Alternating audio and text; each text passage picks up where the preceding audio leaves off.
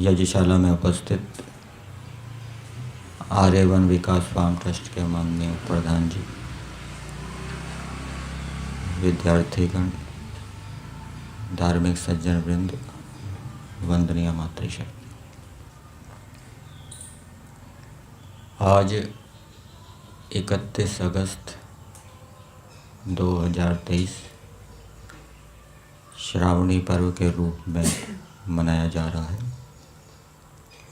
आप सबको इस पर्व की शुभकामनाएं। महाकवि कालिदास जी की उक्ति बताई गई है, उत्सव प्रियः खलु मनुष्यः, कि मनुष्य उत्सव प्रिय होते हैं। दैनिक व्यवहारों को करते हुए, दिनचर्या करते हुए, व्यक्तिगत सामाजिक कर्तव्यों का निर्वहन करते हुए जीवन के अंदर कभी कभी सूनापन आ जाता है, ढीलापन आ जाता है। तो पर्वों के माध्यम से, उत्सवों के माध्यम से फिर से हमें नए उत्साह की प्राप्ति होती है। पर्व को संधि भी कहा जाता है और आप देखेंगे कि भारतीय परंपरा में पर्व संधियों में ही मनाए जाते हैं। ऋतुओं की संधि हो, पक्षों की संधि हो, पौर्णमासी को, अमावस्या को, और ये पर्व प्री पालन पुण्यो इस धातु से बनता है। ये पर्व हमारी आवश्यकता की पूर्ति को करने वाले होते हैं, हमें एक नई प्रेरणा, नया उत्साह प्रदान करते हैं। चातुर्मास्य के अंदर भी पर्व होते हैं। उस समय अनेक प्रकार की व्याधियां उत्पन्न हो जाती हैं। गोपथ ब्राह्मण का एक प्रमाण बताया जाता है, ऋतु संदेशु व्याधिर जायते, कि ऋतुओं की जब संधियां होती है तो उसमें व्याधि उत्पन्न हो जाती है। तो उन व्याधियों की निवृत्ति के लिए, प्राणियों को रोग ना हो, चातुर्मास्य में विशेष यज्ञ इष्टियाँ की जाती है। और वैसे प्रत्येक मास में, पूर्णमासी में, अमावस्या में तो इष्टियाँ होती है हमारी भारतीय परंपरा में, जिसको दर्शेष्टि अथवा पौर्णमास्याष्ट इष्टि कहा जाता है। हम जब हमारे पर्वों की ओर दृष्टि डालेंगे तो अधिकांश पर्व ऐसे मिलेंगे जो केवल प्रदर्शन मात्र रह गए हैं। प्रदर्शन उनमें प्रमुखता है, जैसे कि होली है, दिवाली है, दशहरा है। और कुछ पर्व हमें ऐसे मिलेंगे जहाँ पर्व मनाने वाले लोगों को पर्व किस लिए मनाया जा रहा है उसका प्रयोजन ही नहीं पता होता, उद्देश्य ही नहीं पता होता। तो उन्हीं पर्वों में श्रावणी पर्व को भी कहा गया है।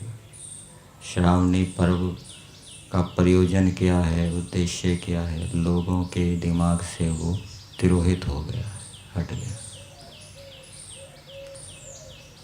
श्रावणी के साथ एक शब्द का और प्रयोग होता है जिसको उपाकर्म कहते हैं। श्रावणी उपाकर्म, और उपाकर्म का अर्थ किया गया है येन कर्म विशेषेण वर्षांते वेदम पठितुम आरभ्यते।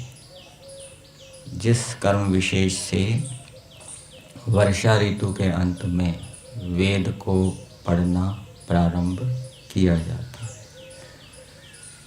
प्राचीन काल में चातुर्मास्य में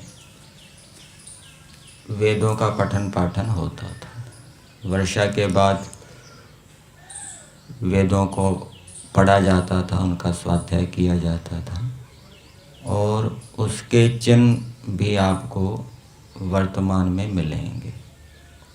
अनेक संप्रदायों में ऐसे सन्यासी मिलेंगे जो चातुर्मास का आयोजन करते हैं। जैनियों में भी आपको मिलेगा कि वो इस चातुर्मास के दौरान अपने ग्रंथों का उपदेश करते हैं, और सनातनियों के अंदर भी हमें मिलेगा कि वो चातुर्मास के दौरान गीता का उपदेश करते हैं अथवा भागवत का उपदेश करते हैं, लेकिन वेद का उपदेश की परंपरा प्राय समाप्त हो गई है। जब भारतवर्ष के अंदर बौद्ध मत प्रबलता से प्रचलित था, तो उस समय हमारे ऐसा बताते हैं कि अनेक शास्त्रों को नष्ट कर दिया गया, अज्ञानता के कारण, समझने की भूल के कारण। तो उस समय एक राजकुमारी महल के ऊपर चढ़कर रो रही थी, किम करोमि क्व गच्छामि को वेदान उद्धरिष्यति। तो उस समय कुमारिल भट्ट भी उसी मार्ग से जा रहे थे, वो आदि शंकराचार्य के समकालीन बताए गए हैं। तो उन्होंने कहा, माँ भैषी वरानने भट्टाचार्य अस्ति भूतले, अर्थात ये भट्टाचार्य पृथ्वी के ऊपर है, ये वेदों का उद्धार करेगा। अहम वेदान उद्धरिष्यामि।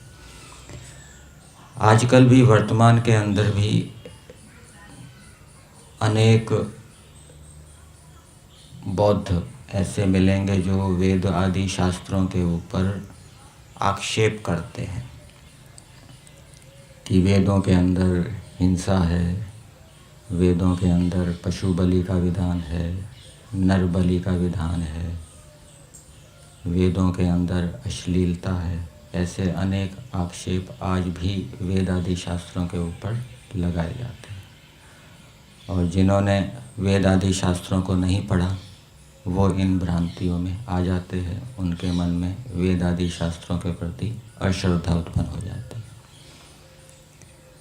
इसलिए इस पर्व का संदेश यही है हमारे लिए कि हम वेदों का स्वाध्याय करें, लोगों तक वेदों के वास्तविक अर्थ को जनाएं, प्राप्त कराएं, और जिसके अंदर ऐसी सामर्थ्य है जो आक्षेपों का उत्तर दे सकता है, योग्यता है, रुचि है, वो इस कार्य को करे, जिससे कि वेदों का जो अपमान हो रहा है, तिरस्कार हो रहा है, निंदा हो रही है, वो दूर हो सके।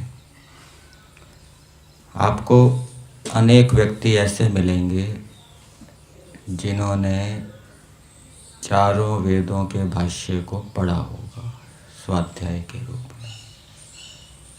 महर्षि दयानंद जी ने दो प्रकार से वेदों को पढ़ने के बारे में बताया है कि एक तो जिसके पास समय है, अवसर है, सामर्थ्य है, रुचि है, वो बचपन से ही गुरुकुल में जाकर शिक्षा, कल्प, व्याकरण आदि क्रम से वेदों को पढ़े, उसके अर्थ को जाने। और जिसके पास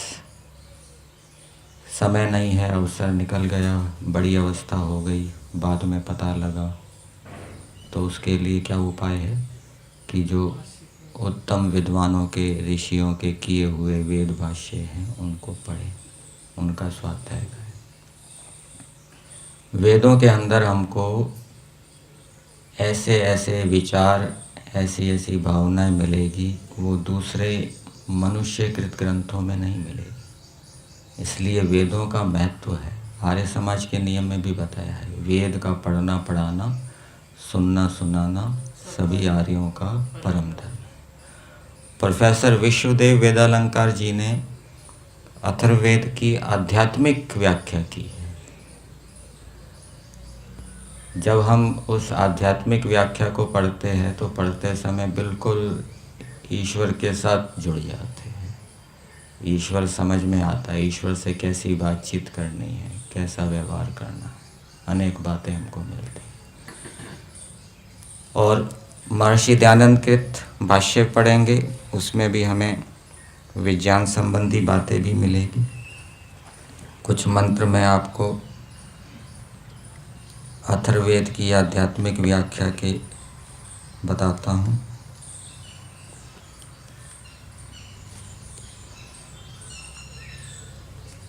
जैसे अथर्ववेद के 20वें कांड में छठा मंत्र है, प्रत्यंचम अर्कम अनयंची भी आदित, ये प्रारंभिक पद हैं। तो इसका अर्थ किया है, प्रत्येक पदार्थ में व्याप्त अर्चनीय परमेश्वर को उपासक निज स्तुतियों, कर्मों तथा प्रज्ञाओं द्वारा स्वाभिमुख कर लेते हैं, अपनी ओर कर लेते हैं, अपनी ओर अभिमुख कर लेते हैं।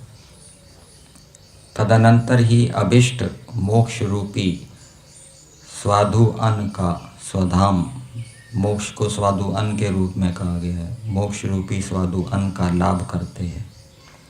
इस रीति द्वारा देवहितम, परमेश्वर देव द्वारा प्रदत्त बल को हम पाते हैं और श्रेष्ठ संतानों वाले हम 100 वर्षों तक प्रसन्न होते हैं।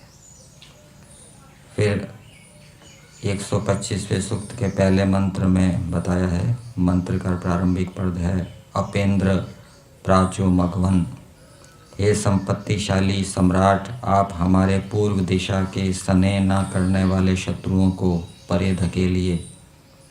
हे पराभव करने वाले पश्चिम दिशा के अमित्रों को आप परे धकेलिए। उदीचा, उत्तर दिशा के अमित्रों को आप परे धकेलिए। हे पराक्रमी, दक्षिण दिशा के अमित्रों को आप परे धकेलिए। जिस प्रकार की आपके विस्तृत राष्ट्र में हम प्रजाजन प्रसन्न तथा आनंदित रहें, मदे।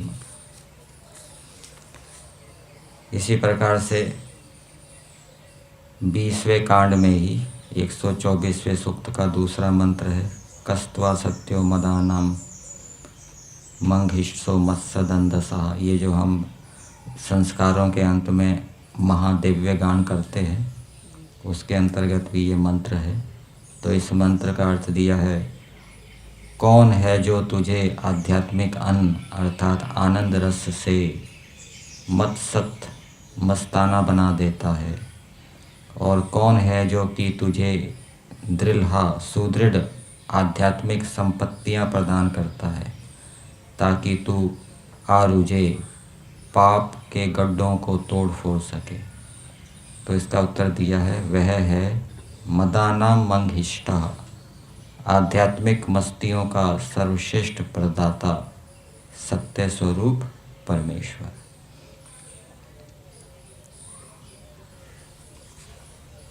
इसी प्रकार से और भी आपको अनेक मंत्र मिलेंगे, जिन मंत्रों का स्वाध्याय करके हम बिल्कुल ईश्वर के साथ जुड़ जाएंगे, संसार को भूल जाएंगे, ईश्वर के प्रति हमारा विशेष लगाव आकर्षण उत्पन्न होगा। और ईश्वर के साथ हमें कैसी बातचीत करनी है, कौन से शब्दों का प्रयोग करना है, वो भी हमें वेद मंत्रों के माध्यम से पता लगेगा। शब्दों के प्रयोग से भी हम ईश्वर के साथ जुड़ सकते हैं। कोई शब्दों का प्रयोग नहीं जानता तो उसके लिए ईश्वर में अपना मन लगाना कठिन हो जाएगा, और यदि हम विशेष शब्दों का प्रयोग करेंगे ईश्वर के साथ जुड़ने के लिए, तो हमारा मन ईश्वर में स्थिर हो जाएगा। तो ये शब्दों वाक्यों का भी बहुत महत्व होता है अपने मन को ईश्वर में लगाने के लिए। तो इस प्रकार से वेदों के अंदर अनेक प्रकार के विज्ञान हैं। वेदों के अंदर ईश्वर के विषय में अनेक प्रकार के वर्णन मिलेंगे। भिन्न भिन्न ईश्वर के गुण कर्म स्वभावों का बोध हमें वेदों के माध्यम से होगा। और भी अनेक प्रकार की विद्याएं हमें वेदों के माध्यम से होगी। इसलिए इस श्रावणी पर्व के उपलक्ष्य में हमें वेदों का स्वाध्याय करना चाहिए। और जो हम प्रतिदिन वेदों का स्वाध्याय करते हैं वहाँ पर भी ये ध्यान रखना चाहिए कि जो स्वाध्याय हो रहा है हमारा ध्यान उस स्वाध्याय की ओर ही जाए, दूसरी ओर मन ना जाए। और स्वाध्याय के अंदर जो बातें आई वो बातें हमारे जीवन के अंदर है या नहीं उसका निरीक्षण करना चाहिए, और यदि नहीं है तो उसको धारण करने के लिए प्रयास करना चाहिए। वेदों के अंदर हमें अनेक आदर्शों के दिग्दर्शन होंगे और उन आदर्शों का पालन करने से व्यक्ति शीघ्र ही अपने लक्ष्य को प्राप्त कर लेता है।